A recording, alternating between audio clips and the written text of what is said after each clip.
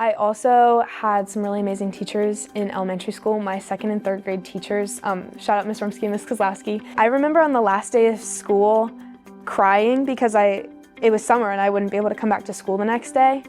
The impression that can make on a kid, I just don't think a teacher can realize how important that was to me, because I knew that I wanted to be that person for another student. I wanted to make sure that they were excited to come to school every day. Hi, my name is Isla Milanoski. I'm a junior here at Patterson Middle High School. I'm on the varsity field hockey team and the varsity tennis team.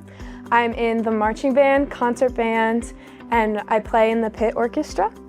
I think that the first time I realized that I wanted to be a teacher was I was sitting in a second grade classroom after taking a test. And I was just sitting there thinking and looking at the space around me, and I realized that I was thinking about where I wanted to put those things that were in the room in my own classroom when I was older.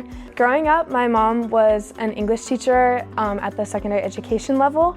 Now she is a teacher specialist in the professional development office, and she was a Teacher of the Year winner in the 2019-2020 school year. My dad's currently an assistant principal at North Hartford High School, but when I was growing up, he actually was an assistant principal here at Patterson Mill.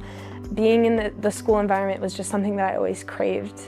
And having that exposure at such a young age, I think definitely played a part in the fact that that's what I want to do with my future, because I just was in a school environment so often. Here at Patterson Middle High School, we offer a program called the Husky Pups Preschool, where 4-year-olds from our community can come in, and they're here for about 2.5 hours, and they get to be taught by high school students. There are 3 years of the program that the high school students work in, and each year you become more independent in your teaching of the kids, and you just really get opportunities to grow throughout the program.